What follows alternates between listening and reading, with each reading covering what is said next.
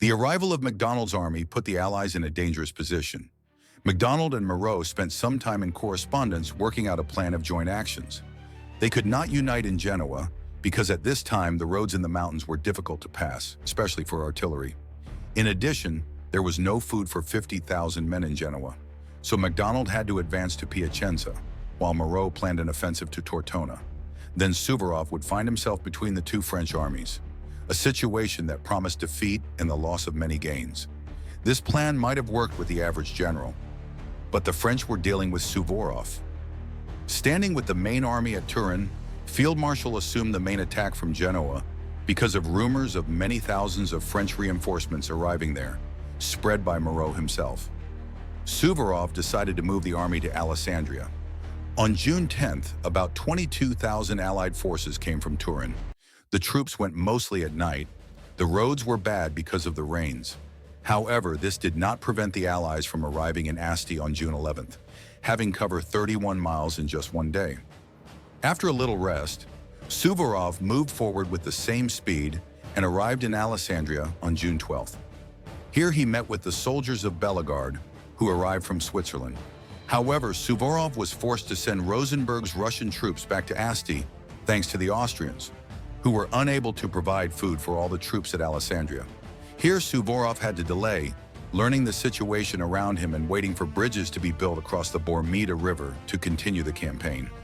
Meanwhile, Macdonald attacked Hohenzollerns' Austrian detachment at Modena, inflicting a heavy defeat on it. However, during the turmoil of the battle, Macdonald himself was wounded, receiving several saber stabs. But this did not stop the French army of Naples from advancing on Parma. Moreau, wanting to reinforce Macdonald, sent Victor's division to Parma without cannons. Also, to keep contact with the army of Naples, he sent La Porpe's division to Bobbio. Macdonald's total force, together with these two divisions, numbered about 38,000 men. In his way stood General Ott with only 6,000 men. Suvorov, having learned the details of Macdonald's movement, decided to speed up the march to help Ott, so that together to smash the enemy before the appearance of Moreau's army from Genoa. Rosenberg was ordered to return to Alessandria. The Great March to Trebbia was beginning. The bridges were made by evening on June 15th, and the troops began the crossing. The march was incredibly difficult. The soldiers moved with extraordinary speed. It was hot, many fell, some did not stand up anymore, but the army marched. Suvorov encouraged the troops with all his might. Arriving in Casteggio, detachment of Veletsky was sent to Bobbio to confront La Poip. By the end of June 16th, Suvorov received news that Ott was forced to abandon Piacenza. His division withdrew behind the Tidone River.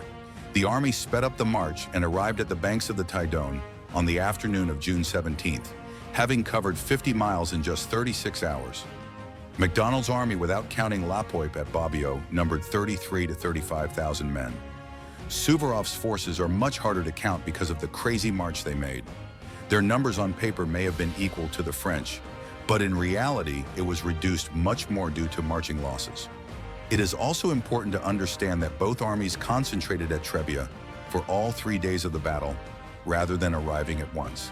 The battle began at 8 a.m. on June 17th, when Victor's, Ruska's, Dombrowski's divisions and Salm's brigade moved against Ott's detachment. The Austrians fought well, but because of the overwhelming numbers of the French, they gradually gave ground. From the south, they were outflanked by the Poles of Dombrowski. The first to arrive on the battlefield was Melas with his forces. He organized a good defense near the village of Sarmato. The French were advancing, but the Austrians held on. Clausewitz interestingly noted that Melas held out because of fear of Suvorov. Nevertheless, at 3 p.m., the French gathered forces and attacked, taking the village.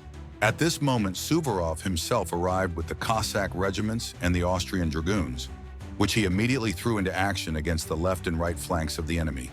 The dragoons sweep away Dombrowski's cavalry, and the Cossacks fall upon the infantry, shouting "Prague, Prague," referring to the capture by the Russians of these outskirts of Warsaw. In fact, the wild hatred of Suvorov for his suppression of the Polish uprising 5 years earlier energized the forces of the Poles, who fought fiercely. The Cossacks' attack bought time for the Russian infantry to arrive. Prince Bagration asked the field marshal to delay the attack, as there were not even 40 men left in his companies. Suvorov, wanting to encourage, replied, "And Macdonald does not even have 20 attack with God." In total that day, Suvorov had 15,000 men. Macdonald, 19,000. The terrain was terrible. Numerous ditches, vineyards, and other obstacles. But Bagration delivered a strong blow to Dombrowski. After a brutal battle, the Russians again, as 5 years ago, came out victorious in the fight with the Poles. Dombrowski retreated in disorder over the Tidone River. Because of the success of the Allies in the south, the French forces on the right flank and in the center were vulnerable. The French began to retreat. The Allied cavalry, having driven Dombrowski away, rushed north and attacked the retreating Victor. Victor hastily crossed the river. Macdonald himself admitted the flight of his troops from the battlefield. Suvorov was satisfied and gave the troops a long-awaited rest. Macdonald withdrew most of his troops behind the Trebbia River, except Salm and Dombrowski.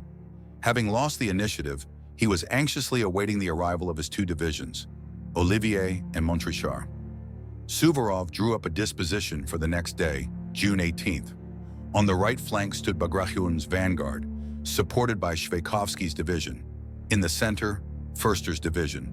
On the left flank, Ott's division. In reserve were Freilich's forces.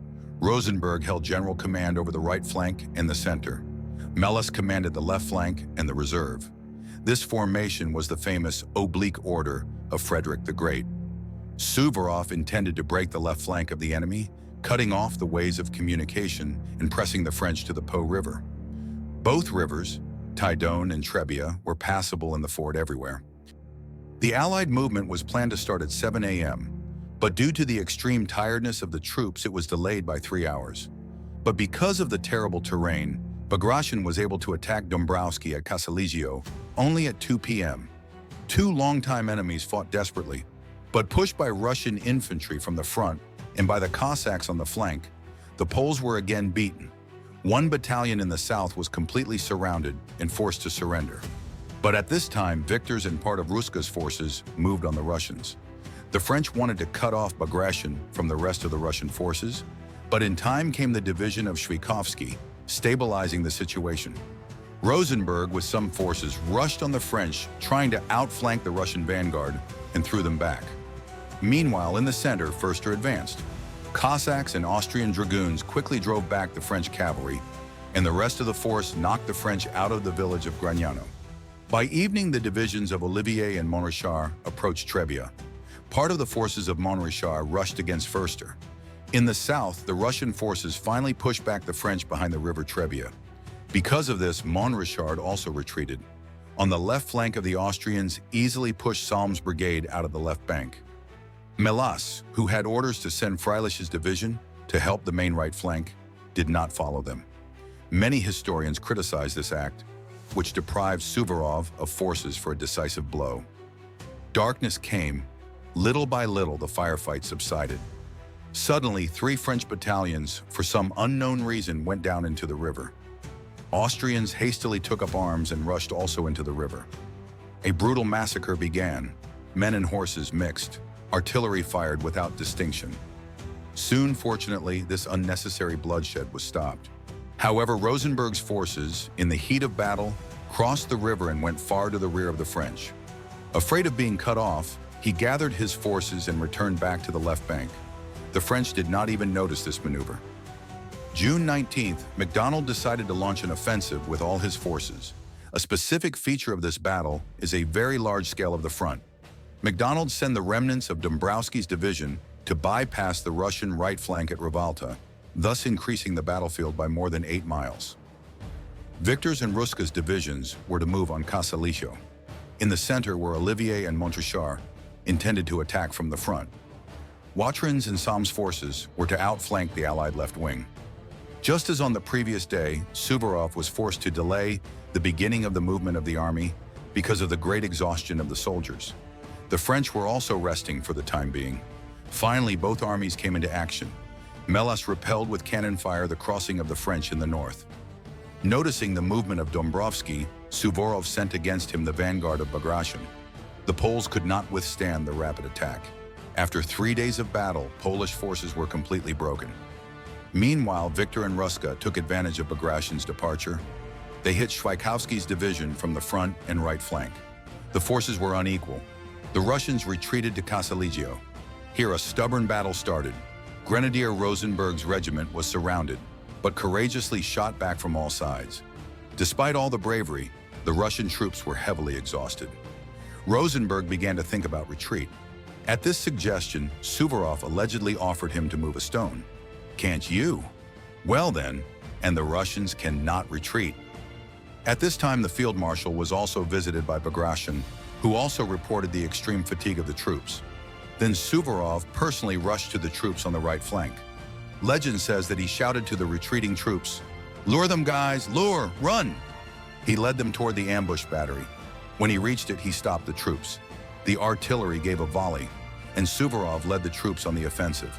The troops, very encouraged by the presence of Field Marshal, energetically rushed into the attack. At this time, in the rear of the French appeared Bagration's vanguard, which rushed into battle so rapidly that the enemy thought it was a fresh forces. Victor and Ruska could not withstand the Russian onslaught and began to retreat. Suvorov was again deprived of Freilich's reserve. Only later Melas agreed to send Liechtenstein's cavalry to the south. Division of Montrichard again began to fight with the forces of Förster at Gragnano. In the north, the rest of the French forces were also on the offensive. Liechtenstein's cavalry struck in the flank of Montrichard. After a short battle, the French wavered and then retreated. Meanwhile, Olivier's division vigorously pressed the Austrians. The situation was also saved by the brave Liechtenstein, who gathered his cavalry and hit the enemy's left flank. The Austrians, recovered from the confusion, also attacked. Olivier could not withstand the onslaught and retreated across the river. Taking advantage of the moment, the Austrians tried to cross the river, but were repulsed. Watrin's column was able to bypass far the Allied positions to the north, but due to the defeat of the main forces, also retreated to the right bank. The Allied soldiers were exhausted, many generals and officers were wounded. The situation of the French army, however, was much worse. At the end of June 19th, a council of war was assembled in Piacenza, at which all the generals were in favor of a complete retreat. The town itself was packed with wounded soldiers and officers who could not be taken away. In the morning, learning of the retreat of the enemy, the Allies crossed the Trebbia and began the pursuit.